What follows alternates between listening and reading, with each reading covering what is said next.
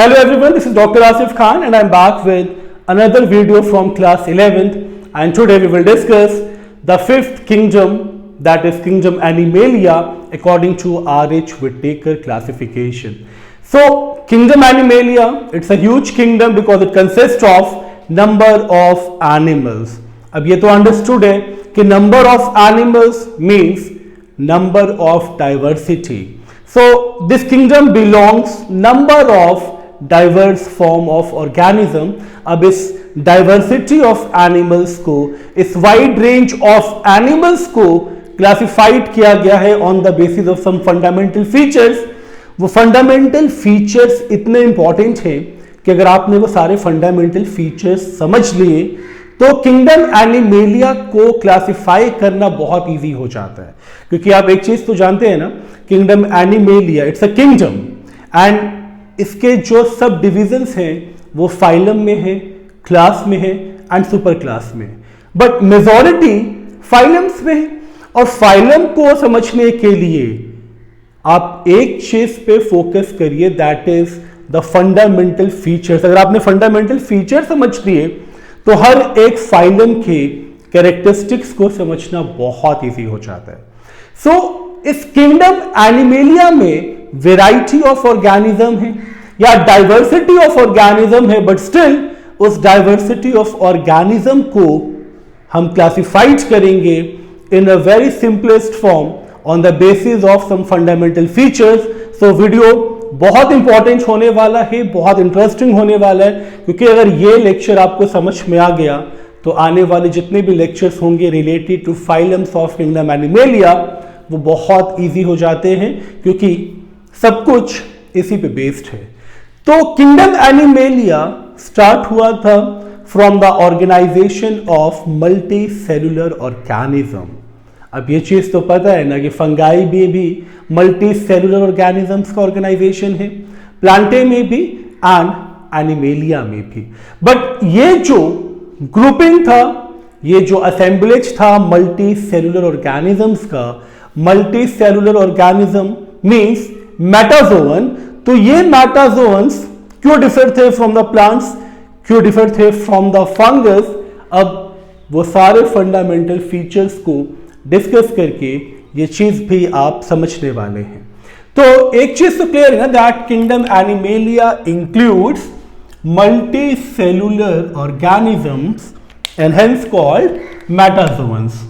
अब ये metazoans Plantae में भी हैं, multi cellular organisms, even fungi में भी हैं. एंड आपको तो याद होगा जो प्रिमिटिव मेटाजोअन है वो प्रोटिस्टा से बिलोंग करता है, फाइलम प्रोटोजोआ. बात समझ में आ रही है ना. तो ये मेटाजोअन्स फंगाई से कैसे डिफर है, प्लांटे से कैसे डिफर है, क्योंकि इसमें सबसे इंपॉर्टेंट चीज क्या है कि एनिमल्स के टू इंपॉर्टेंट कैरेक्टरिस्टिक्स हैं. वो कैरेक्टरिस्टिक्स जो प्लांट में कंप्लीटली एब्सेंट है, फंगाई में कंप्लीटली एब्सेंट है, या जो प्रिमिटिव मेटाजोअन्स थे प्रोटोजोआ उसमें भी कंप्लीटली एब्सेंट है. The first one is motility or mobility. Mobility means animals can move from one place to the another place for their food, for their shelter. But ये property plants में नहीं होती. Plants are stationary. They are fixed to a particular point. But animals can move from one place to another place. So movement and locomotion is the first characteristic feature of metazoans belonging to kingdom Animalia. एक चीज तो clear हो गई. And number 2, presence of nervous system. अगर nervous system है ना तो you can think, you can plan, you can store number of memories. So nervous system का फंक्शन कितना इंपॉर्टेंट है, इसके लिए मैंने एक सीरीज ऑलरेडी डाल रखी है अपने चैनल पे related to neural control and coordination. But still अगर मैं अभी फिलहाल उस सीरीज की भी बात ना करूं तो नर्वस सिस्टम का मतलब the organism which are having some sense related to what is correct, what is wrong, sense related to making decisions, sense related to storing of memories. बात समझ में आ रही है ना. और ये सारी प्रॉपर्टी एनिमल्स में है. तो जितना मूवमेंट एंड लोकोमोशन इंपॉर्टेंट है उतना ही ज्यादा important presence of nervous system है, क्योंकि नर्वस सिस्टम है तो ये बाकी ऑर्गेनिज्म से बिल्कुल डिफर है, क्योंकि वो अपने नर्वस सिस्टम से अपनी बॉडी को कोऑर्डिनेट कर सकता है, प्लान कर सकता है द वेरियस एक्शंस। बात समझ में आ रही है? Then father of biology Aristotle ने क्लासिफाई किया एनिमल्स को into two major group and that was enaima and anaima. और ये जो ग्रुप्स थे ना, एनेमा एंड इनेमा, ये थे on the basis of blood, which means कि enema are those organisms which lacks RBC. It means इनका blood red नहीं होता था, okay? तो they lacks RBC. And enema are those groups which are having RBC. तो इन दोनों में एक डिफरेंस तो समझ में आ रहा है ना? They have RBCs means they are having blood which is red in color. और अनेमा में जो ब्लड है वो रेड इन कलर नहीं हो सकता। फॉर एग्जाम्पल मैनी आर्थ्रोपोड्स, जो आर्थ्रोपोड है, इंसेक्ट्स में ब्लड रेड नहीं होता because it lacks RBC. So Arthropoda belongs to अनेमा एंड इनेमा जिसमें आरबीसी प्रेजेंट है, जिसके ब्लड का कैरेक्टरिस्टिक रेड कलर है। ह्यूमन बींग्स बहुत सारे एग्जाम्पल्स हैं, मैं तो सिर्फ एक एग्जाम्पल दे रहा हूं जो आप इजीली नोटिस कर सकें। तो अनेमा एंड इनेमा based on the colour of blood. Colour of blood अगर आरबीसी है तो रेड, नहीं है तो वाइट और येलोइश। अब इनेमा मतलब वो ऑर्गेनिज्म जिसके पास आरबीसी था, ये अगेन डिवाइड हुए into two categories, vivipara and ovipara. अब इसमें बेसिक डिफरेंस क्या था? Ovipara are egg laying animals. अब एग लेइंग एनिमल्स में भी एक चीज तो आपको पता है ना, बर्ड्स के अलावा several reptiles and many amphibians, ठीक, they are capable to produce their young ones through the hatching of their eggs. यानी सबसे इंपॉर्टेंट चीज क्या है? पहले एग का फॉर्मेशन होगा, फिर उस एग का इंक्यूबेशन पीरियड कंप्लीट होगा, हैचिंग होगी, and finally the young one arises from the egg. Clear ना? तो ovipara means egg laying animals and vivipara those organism which give birth directly to their young ones. Cow, dogs, buffaloes, human beings, number of animals are there which directly give birth to their young ones. So they directly give birth to their young ones and they are egg laying animals. तो ये बहुत important है Aristotle का classification. Clear? But सिर्फ ये classification भी sufficient नहीं था to divide the diversity of animals और to cover the entire number of organism belonging to kingdom Animalia. फिर कुछ फंडामेंटल कैरेक्टरिस्टिक्स को फॉलो किया गया। अगर आपने ये फंडामेंटल कैरेक्टरिस्टिक्स समझ लिए ना, मैं एटलीस्ट 10 फंडामेंटल कैरेक्टरिस्टिक्स बताने वाला हूं।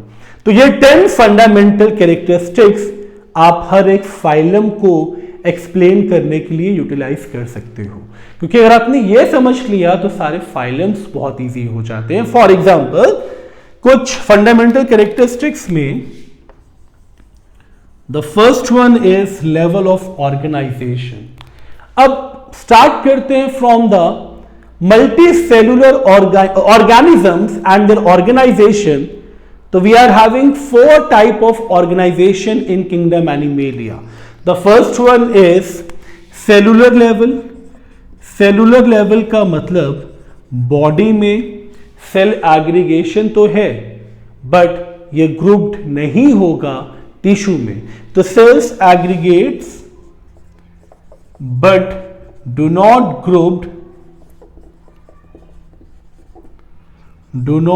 grouped into tissues.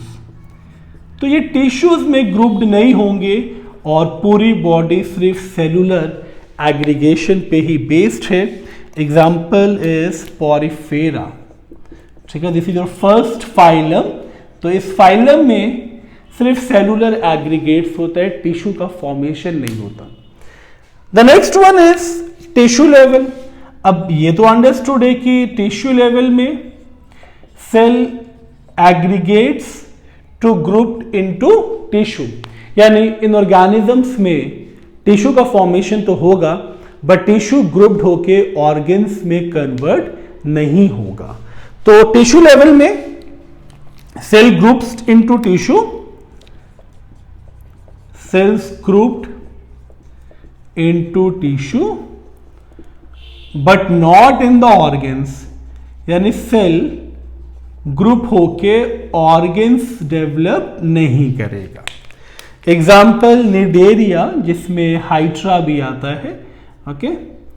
तो निडेरिया एज अ फाइलम जिसमें टिश्यू लेवल ऑफ ऑर्गेनाइजेशन दिखता है, ऑर्गन का फॉर्मेशन नहीं होता।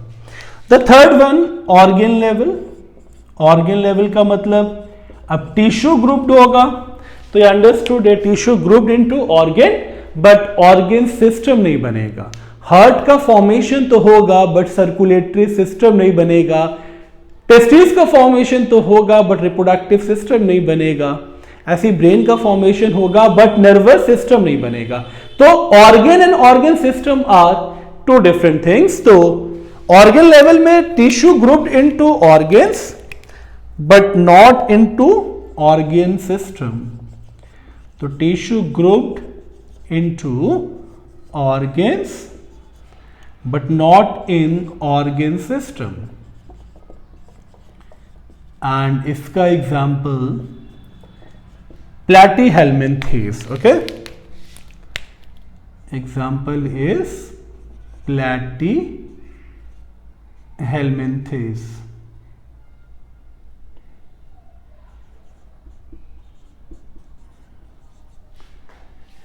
अब the fourth one that is organ system level of organisation.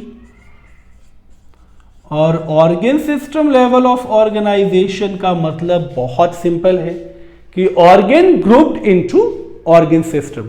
For example in excretory system, human excretory system की बात कर रहा हूं, kidneys are there, ureter are there, urinary bladder are there, urethra are there. These four organs combine together to form excretory system. So here only organ system में organ grouped to form organ system. So organ grouped to form organ system. तो SQL हेलमिंथीस के बाद जितने भी phylum हैं वो इस category में आ जाते हैं organ system. So 4 level of organization. Cellular level, cells tissue में कन्वर्ट नहीं होंगे, सिर्फ सेल एग्रीगेट रहेगा। टिश्यू लेवल, टिश्यू का फॉर्मेशन तो होगा बट ऑर्गन का फॉर्मेशन नहीं होगा। ऑर्गन लेवल, ऑर्गन्स का फॉर्मेशन तो होगा from the tissue but organ system नहीं बनेगा। And organ system means the advance system जिसमें कंप्लीट ऑर्गन सिस्टम का फॉर्मेशन होगा। तो this is your first fundamental feature that is level of organization. Now the next one which is very important, body symmetry. अब body symmetry को भी समझना बहुत important है क्योंकि बॉडी सिमिट्री में देयर आर 2 पॉसिबिलिटी, ओके। तो बॉडी सिमिट्री में 2 पॉसिबिलिटी क्या बनेगी? सिमिट्री का मतलब होता है डिवीजन ऑफ बॉडी, ओके। तो देयर आर 2 पॉसिबिलिटीज ना, या तो असिमिट्री, असिमिट्री मींस कि body do not divides into 2 और मोर देन 2 इक्वल हाफ। बात समझ में आ रही है ना? बॉडी का किसी भी पैरामीटर से डिवीजन ऐसा नहीं होगा कि वो आइडेंटिकल हाफ में डिवाइड हो। और सिमिट्री का मतलब बॉडी डिवाइड्स इनटू 2 और मोर देन 2 इक्वल हाफ। बात समझ में आ रही है ना? तो body symmetry is divided into 2 category, that is asymmetrical and symmetrical. तो asymmetrical means कि body do not divides into 2 और मोर आइडेंटिकल हाफ। तो ऑर्गेनिज्म और body is not divided, not capable to divide भी लिख सकते हैं आप, टू और मोर इक्वल हाफ। तो यहां बॉडी डिवाइड नहीं हो सकती इनटू 2 और मोर आइडेंटिकल या इक्वल हाफ। सिमेट्री में क्या होगा? बॉडी इज डिवाइडेड इनटू 2 और मोर इक्वल हाफ। तो ये दो कंडीशन में फिर डिवाइडेड है। The first one is bilateral symmetry and the second one is radial symmetry. अब इन दोनों में डिफरेंस क्या है? बाइलेटरल मीन्स बाई मतलब 2, तो organisms divides into 2 equal half. अगर 2 इक्वल हाफ में डिवाइड हो रहे हैं तो bilateral symmetry. And radial organisms divides into 5 और मोर इक्वल हाफ। जैसे 5 में होता है तो इसको पेंटा रेडियल सिमेट्री भी बोलते हैं। बात समझ में आ रही है ना? तो ये चीज बहुत इंपॉर्टेंट है, बट उससे पहले एसिमेट्री का एग्जांपल आपको याद रखना है। वो ग्रुप, वो फाइलम, वो ऑर्गेनिजम्स जो 2 इक्वल या मोर देन 2 इक्वल हाफ में डिवाइड नहीं हो सकता। Example Porifera. Okay, and symmetry में bilateral means divides into 2 equal half. Okay, it divides into 2 equal half.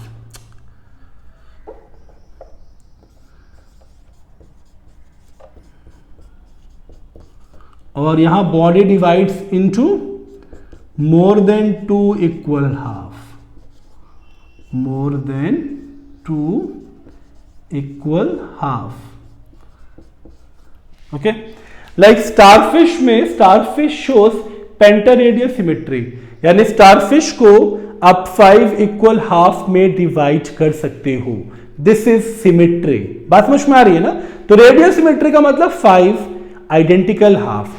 And आपको पता है human beings bilateral symmetrical show करते हैं, यानी अगर मैं अपने आप को कट करूं फ्रॉम द वर्टिकल सेक्शन तो मैं कंप्लीटली डिवाइड हो जाऊंगा इनटू 2 आइडेंटिकल हाफ। तो दिस इज बाइलेटरल सिमेट्री।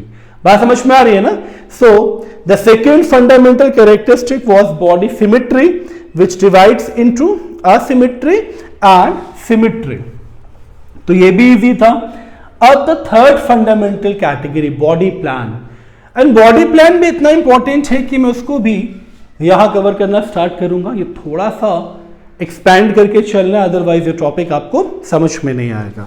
तो बॉडी प्लान में देयर आर 2 बट मेजॉरिटी में 3 important body plan. The first one is cell aggregate. Okay, cell aggregates में body do not show any body plan, means the body is completely filled by the mass of cell। कोई cavity नहीं बनेगा, कोई empty space नहीं बनेगा। सो इस aggregation को बोलते हैं सेल एग्रीगेट। ओके, तो this is cell aggregate body plan. But number 2 जो बहुत इंपॉर्टेंट है, ब्लाइंड सैक बॉडी प्लान। इसमें पॉरीफेरेंस फिर आ जाएंगे। ब्लाइंड सैक बॉडी प्लान में क्या होगा? ब्लाइंड सैक का मतलब एक ओपनिंग होगी, उसी से इंजेशन भी होगा, उसी से इजेशन भी होगा। और ये चीज कॉमन है इन हाइड्रा। हाइड्रा में क्या होता है? सिर्फ एक ही ओपनिंग होती है, that is mouth hypostome, and उसी से इंजेशन होता है, उसी से इजेशन होता है। ओके, तो only one opening for ingestion, यानी entry of food, and egestion means the release of waste. Example hydra. Hydra को भी बहुत अच्छे से आपको याद रखना है, क्योंकि हाइड्रा में ब्लाइंड सैक बॉडी प्लान है। The third one is tube within tube body plan. And tube within tube body plan का मतलब क्या हुआ कि बॉडी में एक तो खुद का ट्यूबुलर स्ट्रक्चर, एनालिट्स में ये होता है earthworm. Earthworm is tubular organism, और उस ट्यूबुलर ऑर्गेनिज्म में एक और tube in the form of alimentary canal. तो ये अंडरस्टूड है कि tube within tube body plan में कंप्लीट डाइजेस्टिव सिस्टम होगा with mouth and anus. Okay, तो complete digestive system with mouth and anus. तो complete digestive system means complete alimentary canal with mouth for ingestion and anus for egestion. Clear? हम भी इसी category में आते हैं, tube within tube body plan. So cell aggregate मतलब body में कोई भी एम्प्टी स्पेस नहीं बनेगा, तो इस कैटेगरी में पॉरिफेरेंस आएंगे. Okay, blind sac, blind sac में एक ही ओपनिंग होगी through which the food enters and waste releases out. तो ब्लाइंड सैक में hydra is your best example which belongs to Cnidaria. एंड tube within tube body plan, एक तो खुद ट्यूबुलर स्ट्रक्चर अर्थवॉर्म का, और इसके अंदर एक और tube in the form of alimentary canal, और एक एंड पे माउथ और दूसरे एंड पे एनस. तो यहां एनस, यहां माउथ. क्लियर ना? तो ये चीज भी बहुत इंपॉर्टेंट है बॉडी प्लान. अब नेचर ऑफ सीलोम हम लोग डिस्कस करेंगे. नेचर ऑफ सीलोम का मतलब होता है, coelom means a true cavity. Okay, तो नेचर ऑफ सीलोम क्यों वरी करता है? क्योंकि यहां भी कुछ कंडीशंस है on the basis of diversity of organism. तो यहां पे जो टू मेजर कंडीशंस बनती है वो है आसिलोमेट्स, यानी जिसमें सीलोम प्रेजेंट ही नहीं है. आसिलोमेट्स का मतलब विदाउट ट्रू कैविटी, इसमें कैविटी नहीं बनेगी. तो without true cavity in the body. Clear ना? एंड सीलोम का मतलब क्या होता है? Coelom means true body cavity. और सीलोम के अलावा एक और कंडीशन बन जाती है, दैट इज सीडोसीलोम. तो डिफरेंस क्या है सीलोम में? The cavity which is lined by mesoderm is known as true gastrovascular cavity, जिसे हम सीलोम बोलते हैं. ओके, तो cavity is lined by mesoderm.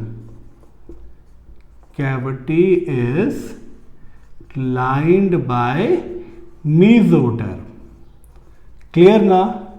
और सीडोसीलोम में क्या होता है? Cavity is lined by endoderm.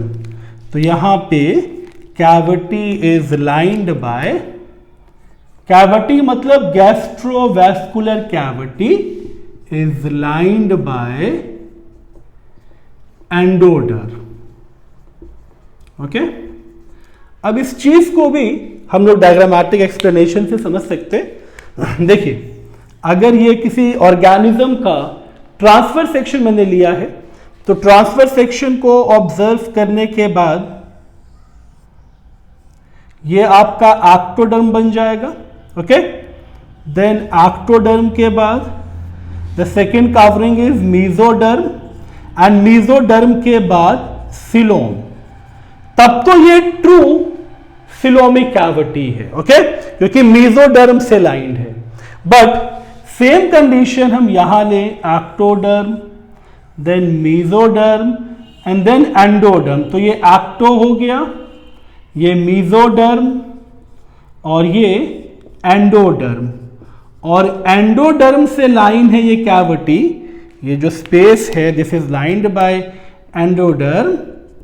तो दिस इज false सीलोम और सीडोसीलोम. ओके, तो they are lined by endoderm और they are lined by mesoderm. तो मेसोडर्म से अगर लाइंड है तो ट्रू कैविटी, क्योंकि यहां देखिए मेसोडर्म लाइंड कर रहा है सीलोम को, ओके, तो मेसोडर्म से लाइंड है तो ट्रू सीलोम या सीलोमेट्स, और अगर एंडोडर्म से लाइंड है तो फॉल्स सीलोम या सीडोसीलोमेट्स। तो नेचर ऑफ सीलोम भी क्लियर। अब हम लोग डिस्कस करेंगे सेगमेंटेशन ऑफ बॉडी।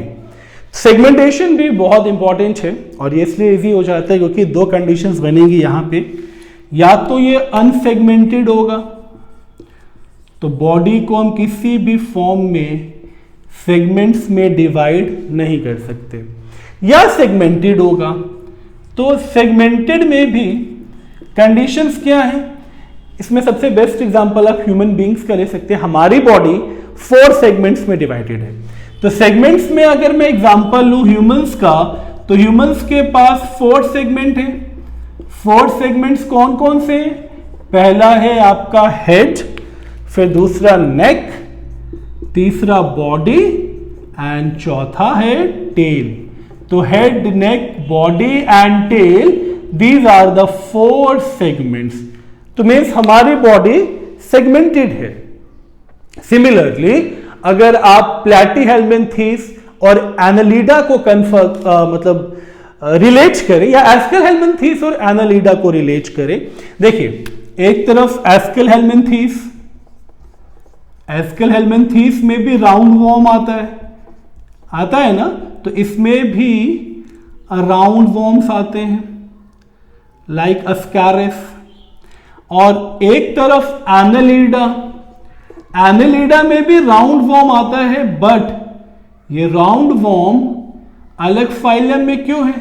क्योंकि इस एनालिडा में सेगमेंटेशंस प्रेजेंट होते हैं और इस सेगमेंटेशन को एन्युलाई बोलते हैं। एन्युलाई का मतलब होता है ring like segment.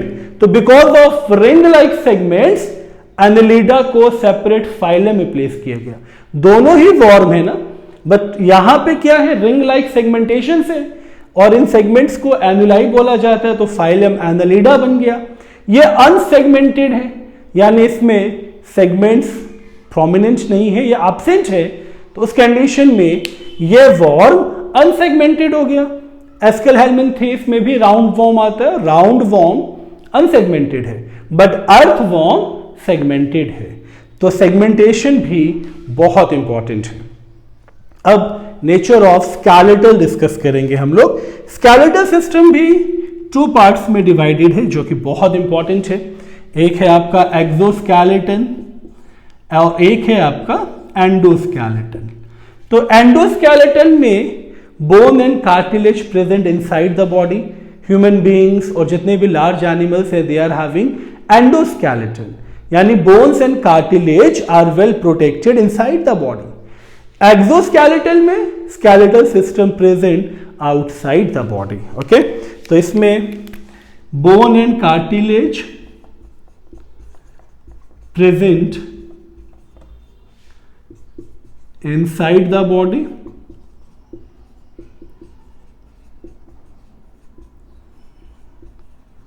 And exo में बोन एंड कार्टिलेज प्रेजेंट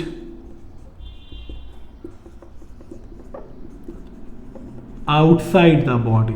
तो ये चीज बहुत अच्छे से समझ में आ रहा होगा, एक्सो का मतलब भी होता है एग्जिट, तो ये प्रेजेंट आउटसाइड द बॉडी होगा और एंडो में प्रेजेंट इनसाइड द बॉडी।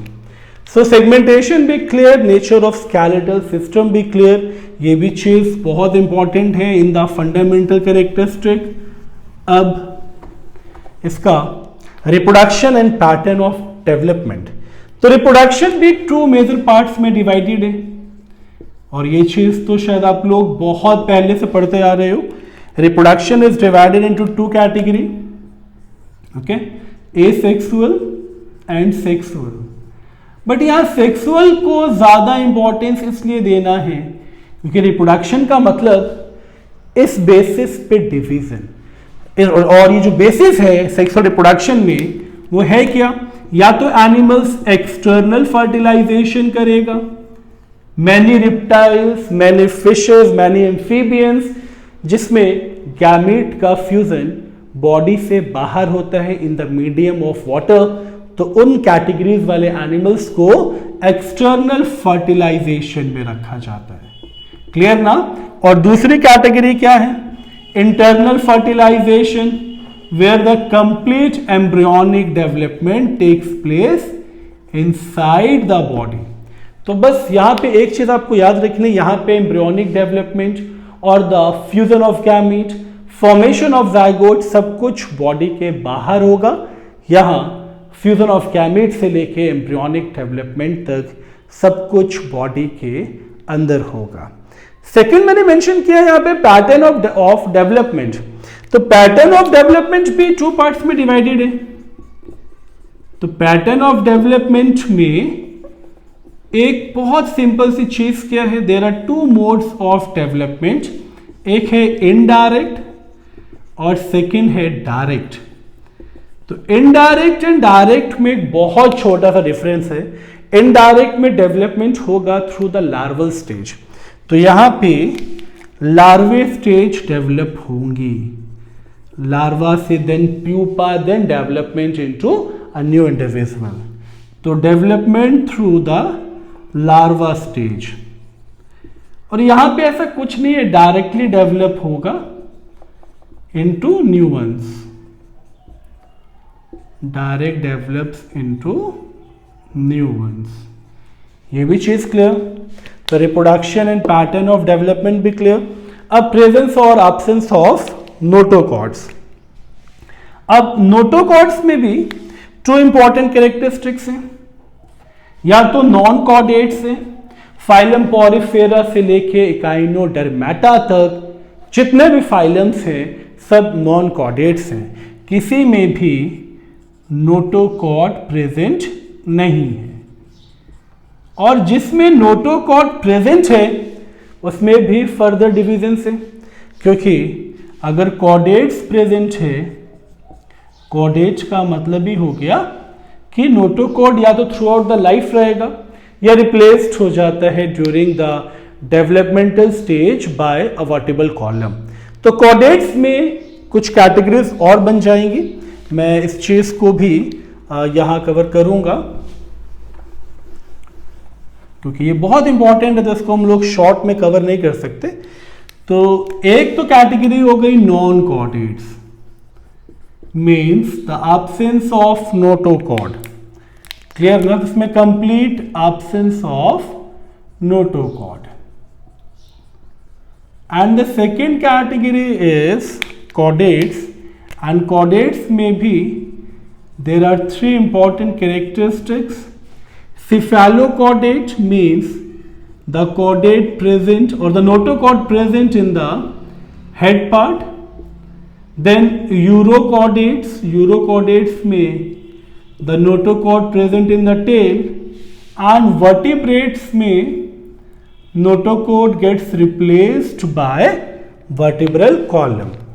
अब ये 8 जो fundamental features हैं to classify animals, जितने इंपॉर्टेंट ये हैं, 2 और जो फीचर्स हैं वो बहुत इंपॉर्टेंट हैं, उसे भी हम लोग कवर कर लें, क्योंकि अगर आपने ये 10 फीचर्स याद रखा तो बाकी सारे फाइलम्स इजी हो जाएंगे, बिकॉज सारे फाइलम में यही फंडामेंटल फीचर्स समझ के हम उस पूरे फाइलम को डिस्क्राइब कर सकते हैं। Okay, so the next is the 9th one, mainly habitat. तो habitat is also very important, क्योंकि जो डाइवर्सिटी ऑफ एनिमल्स है ना, ये आपको 2 हैबिटेट्स में ही प्रोमिनेंट दिखेगा, या तो टेरेस्ट्रियल मीन्स ऑन लैंड्स, और या एक्वेटिक। तो एक्वेटिक मीन्स इन वाटर। तो एक्वेटिक में भी 2 पॉसिबिलिटीज आएंगी, या तो ये फ्रेश वाटर में होगा या मरीन वाटर में होगा। ओके, और टेरेस्ट्रियल मीन्स लैंड एनिमल्स। तो हैबिटेट भी बहुत इजी है, means the place of living. And the last one, the 10th one, is mode of nutrition. तो ये चीज भी बहुत इंपॉर्टेंट हो जाती है टू क्लासिफाई एनिमल्स, क्योंकि इसमें भी हम मेजर कैटेगरीज लेके चलते हैं इन the form of herbivores, which mainly feed on plants, carnivores which mainly feeds another animals and omnivores. okay? तो ये 10 फंडामेंटल जो फीचर्स हैं जिसको यूटिलाइज करते हैं हम लोग to understand the entire kingdom of Animalia, and इस बेसिस पे ही हम लोग नंबर ऑफ फाइलम को स्टडी करने वाले हैं. सो आई होप ये इंट्रोडक्टरी लेक्चर आपको बहुत इजीली समझ में आया होगा, एंड अगर आपको ये वीडियो पसंद आया है, ये टॉपिक समझ में आया है, तो इस वीडियो को अपना प्यार दें, लाइक बटन को प्रेस करें, और जो लोग चैनल पे न्यू हैं वो प्लीज सब्सक्राइब बटन को प्रेस कर लें, बेल आइकन को प्रेस कर लें, ताकि latest notifications regarding the videos वो आपको मिलती रहे. So thank you so much for giving your time.